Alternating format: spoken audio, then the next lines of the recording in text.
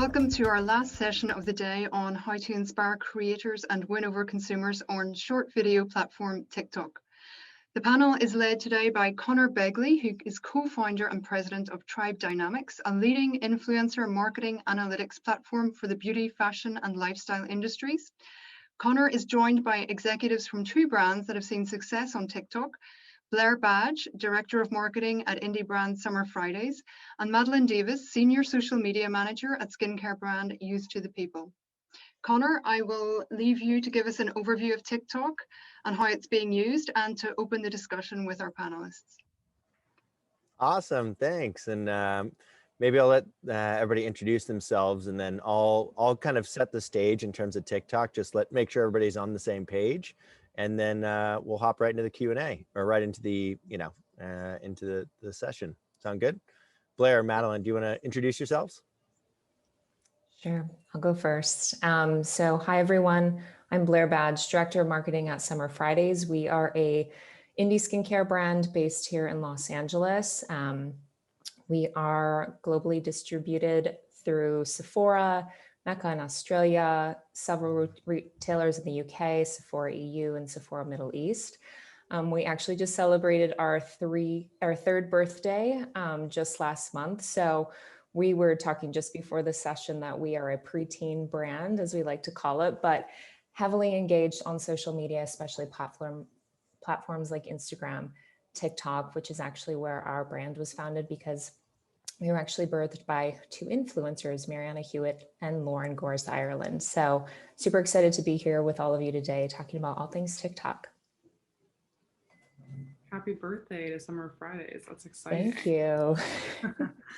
Hi, everybody. My name is Madeline Davis. I am the Senior Social Media Manager at Youth to the People. We are a vegan, superfood-powered skincare brand based out of Los Angeles, founded by two cousins. We come from a family that's about 3 generations deep in beauty, so really marrying sort of traditional aesthetic heritage with up-and-coming ingredients, cutting-edge science, and then taking that all to social media. We are truly a social first brand, launching all of our products there before anywhere else, really investing heavily, especially in the last year, in these platforms, and always kind of playing in like the new sandbox, as I'll call it. And I think probably most excitingly, we just launched for the first time in the UK. We are internationally distributed, but we launched in the UK just last Thursday at Cult Beauty. So really excited to be there and kind of expand our distribution, and excited to chat with everybody today. For sure. And these are definitely two people you should be listening to. So, we've been working with them for a long time and been tracking their performance.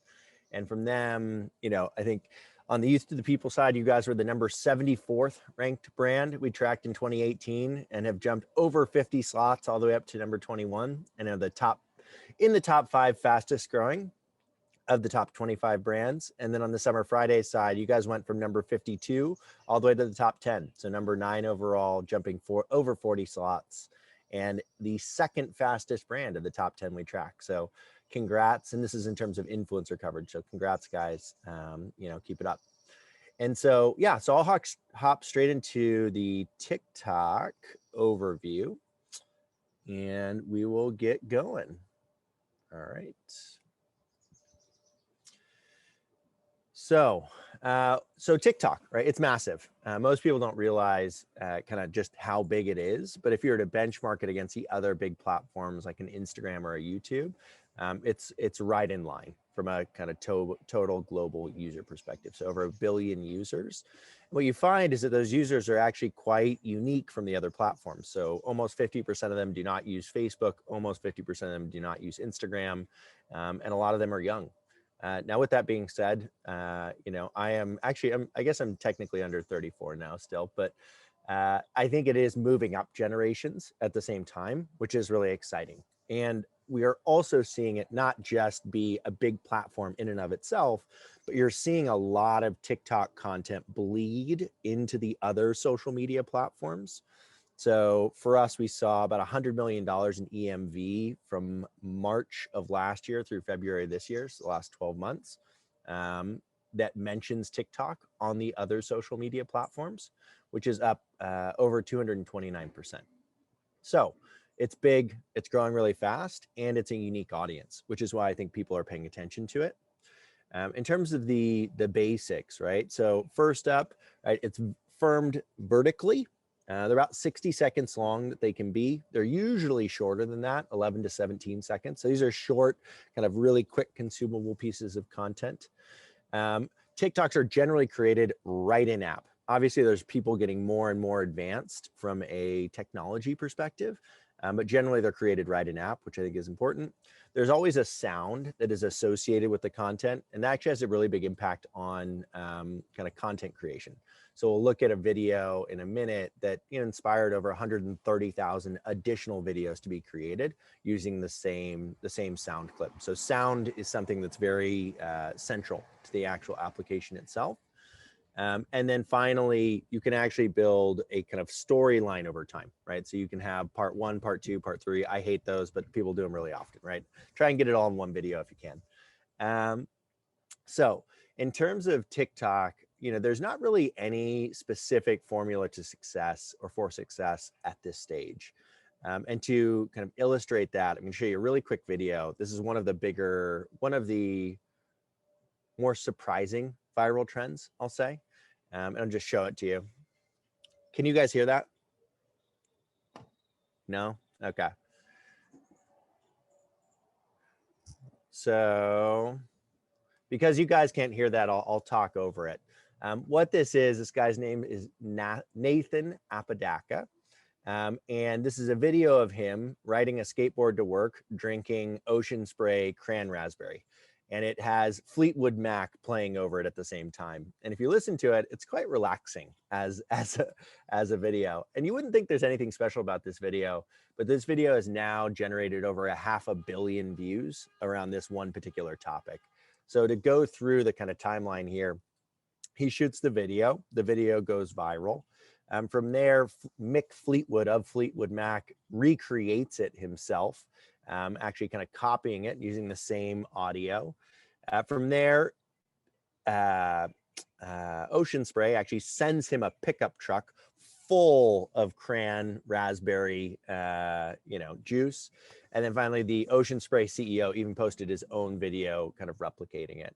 I think this is a really common path, right, to content creation on the TikTok platform. Somebody does something that's really cool, really innovative, has a fun vibe, and then it goes from there. I think as a brand, being able to interact with that content and be light on your feet when presented with these opportunities is what we see be really consistent in terms of success. And again, just a few highlights on this. There's now been over 130,000 recreations of this video, which is just wild. Over 500 million views, and Fleetwood Mac, the artist, became the #1 streaming artist at the time that it got really popular on Spotify. And then supposedly there's a big lift in sales for Ocean Spray as well. Another one that I really like that's fun in terms of being nimble on your feet this is from let me get the name right, Young You. So Young You is a skinfluencer that I'm sure Madeline and Blair probably already know, but if they don't, they should. And he does a lot of fun and interesting stuff. One of the things he does is actually he'll eat products on screen. And so one of the products that he liked to eat was a Glow recipe. And so because a lot of their products are very food based, similar to Youth to the People. And so and his videos get huge amounts of engagement, right? So his eating Glow recipe video got hundreds of thousands of views, 50,000 likes. And so Glow recipe brought him in, had him recreate the video for their own media channels, and have really embraced him as an influencer. And so, yeah, so I think this is, when you're thinking about TikTok, this is the kind of content that's doing really well.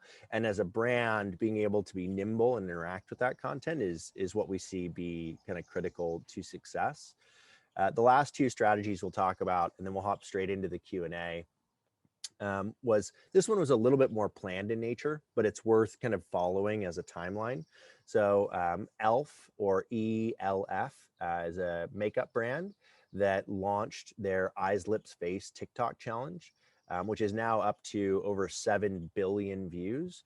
And if you watch the evolution of this particular challenge, there's been multiple iterations of it. Like more recently, they did a video around eyes, lips, face safe, which was kind of a play on, this is back when we all needed to wash our hands and wear masks. But they've done a fantastic job of being, I think, innovative here. And so somebody worth paying attention to. Fenty Beauty also did the Fenty Beauty House, which I thought was really cool and is becoming a really popular trend, where they brought in a bunch of TikTokers onto a central house to help create content together. And is another one that we think is just really cool and innovative. And so with that, I want to hop into questions and get some of the kind of tactics and strategies that you guys have been using on this. So let's hop straight into it. So Madeline, Blair, before I get into the kind of more formal Q&A, are you guys personal users of TikTok? I am. I'm fairly addicted. It's kind of unnatural how much TikTok I'm watching these days. And are you embracing it as a brand? Well, to answer your question from a personal perspective, absolutely. I think I mentioned before this too, that I have gone down the black hole many times, where you find yourself after an hour just continuing to scroll and be addicted. And the For You page, I don't know how it knows me so well, but it does. So definitely embracing it personally. And also embracing it as a brand. We launched our TikTok on Summer Fridays about a year or so ago, and have been, testing and learning and trying to see what works and what resonates with that community on that particular platform. Because as I mentioned, we were founded by 2 influencers who they basically grew their audiences on Instagram. And I'm sure a lot of brands realize that it's a very different audience moving from Instagram to TikTok. So I'd say we're still in the testing and learning phase of figuring out what's our sweet spot for Summer Fridays, specifically on TikTok. I too have experienced the TikTok black hole, which is a very enjoyable and cozy place to be after a long day sometimes. I think probably one of the best things about the platform is you have everything from like the ocean spray video that was just like so viral and fantastic, everyone was sharing it, to legitimately educational content. You're learning things in 15 or 30 seconds, whether it's about crypto and trading on Robinhood, or beauty and how to make, a dinner that you saw on Instagram, however it fits. I think there's something for everyone, which I personally love. And I think there's something great about it. It's really appealing to younger generations, which there's less posturing straight up on this platform. Like, you just don't have the space for it. It doesn't resonate in the same way. And so I think as a brand, it's very appealing to us because we have this very tightly controlled brand image and really specific creative approach, which works really well on other platforms. But this is a space for us to sort of get outside, show the personality behind the brand, kind of dig into education in ways that maybe aren't performing on other platforms, but that we still really want to explore. So definitely embracing it. It's also a great extension of our influencer strategy and just another place for us to build relationships. And of course, Tribe really helping us track those relationships, because it is a platform, I will say, they're not so forthcoming with analytics, which can be challenging from a brand side. Totally. And then, well, let's ask about the analytics. So when you're investing in a new platform like this, how do you decide what level of investment is reasonable, right? Like, how do you decide, because you're dealing with a finite amount of money, right? You have to make a decision. Do I put the money here, or do I put the money here? So how do you think about that from an investment perspective when you're going into a new platform?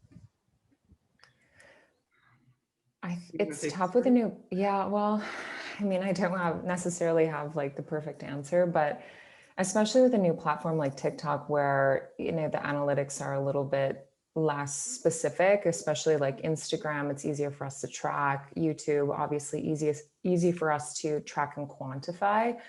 I think with TikTok in particular, like, we're having to approach it as more of a qualitative type of a goal rather than quantitative. And also too, in looking at just how we're looking at influencer spend, like, we have influencers that fall into more of that qualitative bucket, that they're more sales and conversion drivers, as opposed to qualitative, where maybe they're reaching an affinity audience that we wouldn't have otherwise reached from one of our owned platforms. So I think just going into it that, with TikTok specifically, at least at this point in time, you might not be able to qualitatively show how your dollars are transferring into sales or XYZ, whatever your end goal might be.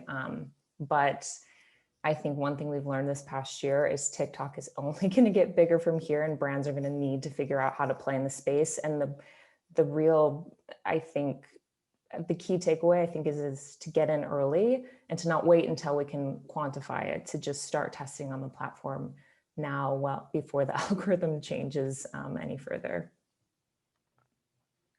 Yeah, I definitely hear that. I would say I completely agree with the qualitative side of things. When because we have so many close influencer relationships as a brand, and when we start to really hear and have these conversations with the relationships, like, this is a platform that they are personally investing in, that's a good indicator for us to start looking and start investing there. And then on the other side of things, we see the EMV. Like, we watch the same influencers who are really active on other platforms start to move into I was about to say move into Tribe, they're already in Tribe, start to move into TikTok and drive a lot of value for us as a brand. And so starting to invest just by gifting and building more relationships with those influencers, and then using that as sort of like the top of the funnel for then choosing to engage on a paid space with some other influencers and work directly with the TikTok team to figure out like if that budget makes sense. And then of course, just watching closely, because things change quickly. It is a very community-based platform. And so we're just very aware of kind of overall brand reception in the space. Would you guys say you're taking more of a kind of owned first strategy, or more of a kind of an influencer first, publisher first strategy? Like, how much time are you guys spending trying to, do the ELF thing or the ELF thing, where you're trying to create your own challenge or your own video, versus investing in the relationships with the people that are doing the content creation? For us at this point in time, we're focusing more on those content creators, building relationships, working with them on, sponsored content on the platform, or maybe just product seeding in general. I think it also too, it depends on your brand as well and the size of your brand. So for Summer Fridays in particular, our marketing team is less than 10. And so for my team to have one person solely dedicated to TikTok is just not feasible at this moment. So, I think we're having to lean and rely a little bit more on influencers and content creators right now. But I think in the future, it's going to make sense to have the brand invest more heavily, specifically on this platform. My prediction is that TikTok is going to surpass Instagram, just in terms of users and in terms of engagement. And so, we're eventually going to have to put some more headcount towards this particular platform. I'm not sure how it is on Youth to the People side. You guys are crushing it, by the way.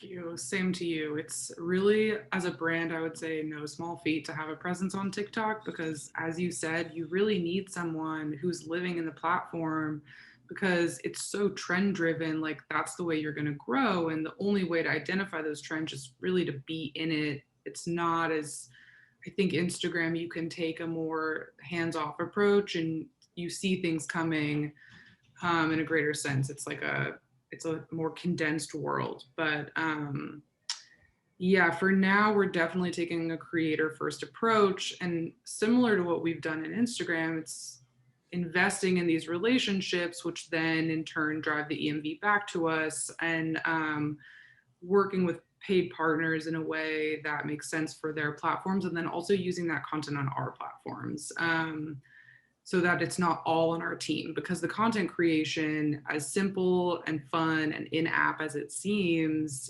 is deceivingly difficult, especially when you're trying to hit those big trends. And so looking to the people who know how to do that best, though I am very excited because I actually just accepted, or I should say had a candidate accept an offer to take over and run the platform at the end of the month, which will be a huge step for our team. And I'm just interested to see how that helps growth and how it's going to affect strategy overall, to just have someone, like I said, kind of living in it. Madeline, I really liked a phrase you said there, which is like, you know, despite the fact that they're really short, like it's deceptively hard to make them good. The phrase I always liked that, I think it was like a Mark Twain quote, and he said, "Hey, I wrote you a long letter because I didn't have the time to write you a short letter." And it's, you know, being the editor and like packing in meaning into a very short period of time is just super, super difficult. So you mentioned, Blair, you mentioned kind of trends there and being on top of the trends. You know, we talked a lot about, we see all this bleed over content into the other platforms, like TikTok made me buy it and whatever. Are there any particular trends that you guys have hopped onto with TikTok specifically that you found to be really effective, or that you were like, oh, wow, that was really great, and or misses as well? Those are always fun. Would love to hear about any trends that you're, or maybe just personally that you love too. Would always curious about that too.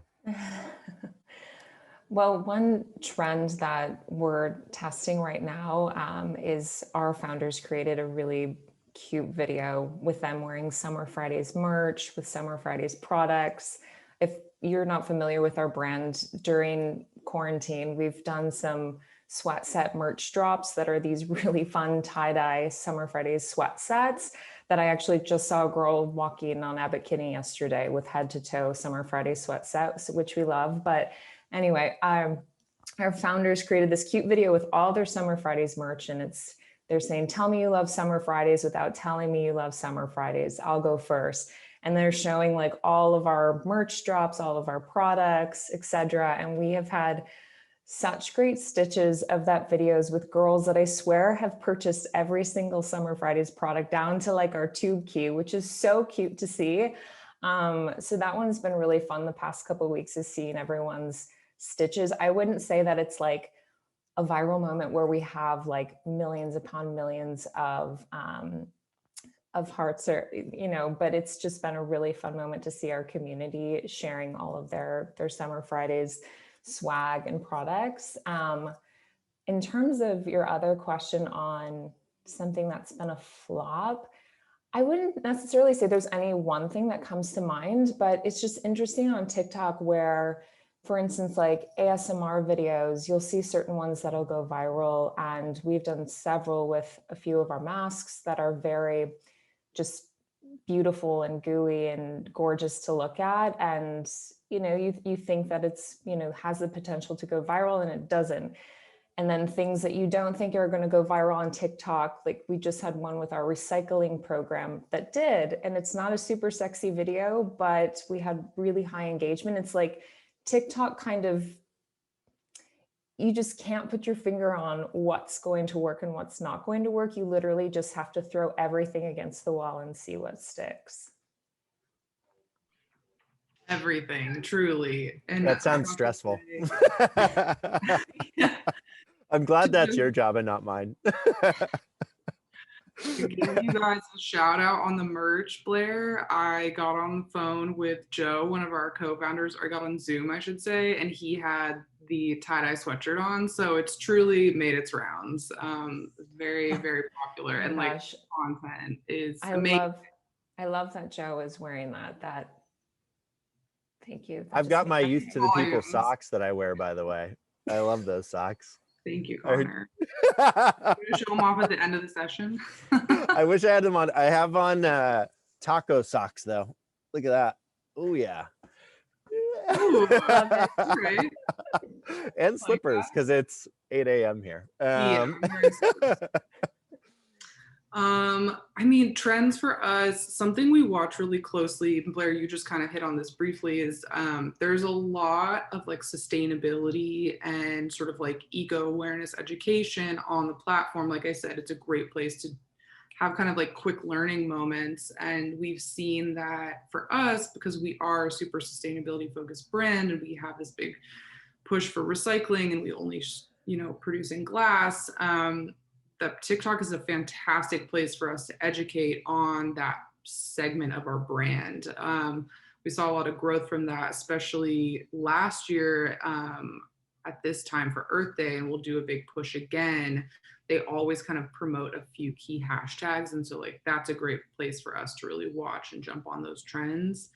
And then in terms of a flop, I would say, like Blair said, it's hit and miss, but what we have seen is, and is not advisable, is taking content you've made for other platforms and trimming it down for TikTok does not work. And whether it's viewers recognizing that you made it off platform or that there's something in the algorithm, it doesn't perform the same way. And, you know, that was something we really tried in the very beginning because we thought, hey, we have all this great video, let's use it here and see what happens. Didn't work for us. Quickly dropped that strategy, and yeah, now we're just really focused on creating as natively as possible. It's funny, that was one of the Q&A was, do you reuse content from Instagram? So you already hopped on it. Well, let's use the last 5 minutes. So, you know, budgets don't come from nowhere, right? So these had to come from other places. So what I'm going to do is I'm going to go through a series of digital investments. And then I'm going to ask you guys to say, so you both have to go off mute, try and say it at the same time, rising, falling, or stable. Okay. Rising, falling, or flat. We'll use flat. Okay. So first up, and you don't have to respond immediately, Twitch. Okay. So you have to say rising, falling, or flat, right? 3, 2, 1. Flat. Are you Both guys flat? on Twitch? Okay. I looked at it and then, you know. Connor, come on. That is a tough one to start with. Okay, next up, TikTok. 3, 2, 1. Rising. Rising, okay. All right, let's go. Gonna get harder. YouTube. 3, 2, 1. Flat. Rising. Ooh, who is flat? Why are you flat? You know, it's kind of deceiving because we started to really push budgets early or end of last year, early this year. So like in this moment, flat compared to where we were at this time last year, technically rising. Okay. Technical question. Okay. All right, next up, Instagram. 3, 2, 1. Rising. Both rising. Mm-hmm. Okay. I'm actually kind of surprised by that. Blair, so why? Anywhere. Yeah, Blair, why? I mean, you said that you think TikTok's gonna be bigger than Instagram in terms of engagement. How do you think about that in terms of continuing to invest heavily in Instagram? I mean, we've just historically have obviously seen the best results thus far, especially in terms of sales drivers and influencers that really can, you know, push to our retailer partners. Like it's happening through Instagram. So I think we're increasing what our spend is on Instagram this year, in addition to obviously investing heavily in TikTok. I think maybe we'll see in 2022 if that starts to kind of change a bit, where there's more investments in TikTok, maybe a little bit less so in Instagram. But then again, it really goes back to when will we be able to truly qualitatively look at TikTok analytics, TikTok sales drivers. I mean, we're already starting to see it now with like Glow Recipe going viral and selling out at Sephora, with Dr. Jart's, their tiger grass cream, which has been on the market for ages, going viral on TikTok and selling out again at Sephora. So it's like, obviously there's something there with TikTok, but then again, the platform is so elusive, and it's like, how do you get to that point of virality? We don't know yet. We haven't cracked the code. So we're just going to have to continue to test, play, and invest in that space, and then still on Instagram for the time being. Yeah, makes a ton of sense. Okay. In-person events. Think of the next 12 months, rising, falling, or flat. 3, 2, 1. Rising. I mean, we didn't spend anything on events the past That's true. 12 months. So. I probably should have asked you to compare it versus the previous year. Let's compare your budgets to say 2019. Like, How does this stack up versus a couple years ago? I mean, it's going to be interesting to see how this year plays out. I think best case scenario, everyone is vaccinated by early summer and we start looking at in-person events basically as soon as possible. And the market, like people are hungry, people are ready. We haven't done anything in person in such a long time. And I think the appetite's there. And so we'll be there to serve it. But again, it's like we're still it's shaky. Like I can't commit, but we know it's a big priority for us. We have a space and we're ready to use it. Yeah, it's exciting. I'm excited to see you guys soon. Madeline, you're still down in LA, right? Yep, still in LA, Okay. still the Arts District, going through an office remodel. So we'll be Youth to the People 2.0 next time you come down. I'm excited. I'll see you too there, Blair. Okay, cool. Well, I think with that, we're done through the kind of formal session. Do we want to open it up for Q&A? Tell me where we're at in terms of the timing. Yeah, we have a few more minutes. There was one question actually about someone who's asking, we've been building our TikTok audience and it's going very well, but can you tell me how to become verified? Any tips on that? It doesn't seem to matter how many followers you have. My biggest piece of advice would be to get in touch with someone from the TikTok team and just establish a relationship there. They also have tons of tools for brands just in terms of like trending newsletters, what's upcoming. They can give you a good look at, where you should be planning to invest sort of creatively. And typically they can help you out with that process.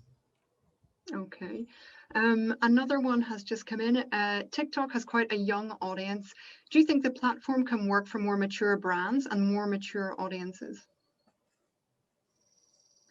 Blair, do you want to? Yeah, go ahead. I think definitely for more mature brands, I think the challenge that more mature brands are going to have is the fact that on TikTok, curated, very specific content like mood board, like what we're used to on Instagram or other platforms just doesn't work on TikTok. So I think that more mature brands are going to have to kind of, in a way, let their hair down and let their true colors show, because that's what's resonating best on the platform. I think that they certainly can play. And actually, I think that consumers would be very curious to kind of get a peek behind the curtain of some of those more established brands. Yeah, because it was one of my questions actually about the content. I mean, are they ready to have more of a lo-fi approach, I suppose, when it comes to content? Some of those more established brands, I mean, there's less maybe at risk for you than perhaps one of the legacy brands. I don't know, Connor, what do you think? Do you think that they're ready, those more established brands? Do they need to let go a little bit to really capitalize on TikTok?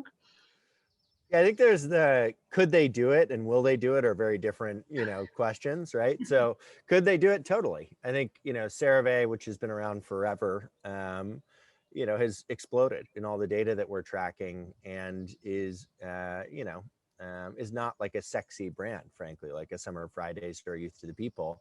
And yet they've really blown up. And so both in terms of, you can see it in L'Oreal's earnings calls as well as in the actual social data. So there's certainly an opportunity there, because as long as the products are good, people will want to talk about them. I think that the harder thing is whether or not they can embrace it at the same speed and with the same creativity as the independent brands. I think that's going to be harder for them to execute. But there's certainly nothing holding them back from a product perspective, in my mind. Okay. It's also a great place for them to play in relationship building. I think like people automatically assume the best practice is to have this great presence with content creation, which is obviously ideal, but so much of TikTok is built in the community and the visibility of products there. And so if you can place products and run a campaign, even without having as strong a brand presence as maybe some of the younger, more playful brands, you can still really drive interest and really drive, I think, purchase at the end of the day, which is a great place to start. Okay. There's a lot of talk also about TikTok and commerce, and we've seen it in a lot of other social media platforms as well. How do you see that? That commerce element when it comes on. Do you think it can be a shopping channel as well? Maybe Blair, yeah. I have been influenced many times to buy things that I saw on TikTok. There's this one influencer, her name is Tinks, and she has created a smoothie at Erewhon, which I have gone and purchased that at Erewhon, which is a shopping grocery store here in Los Angeles. She has slippers that she's recommended in like a quick video on her TikTok. I've also purchased those as well. So I think that it's going to explode on TikTok. I think that platform is definitely ready to be compatible with shopping. Okay. We're excited to test out their live functionality too, and just kind of look at social selling for the first time as a brand.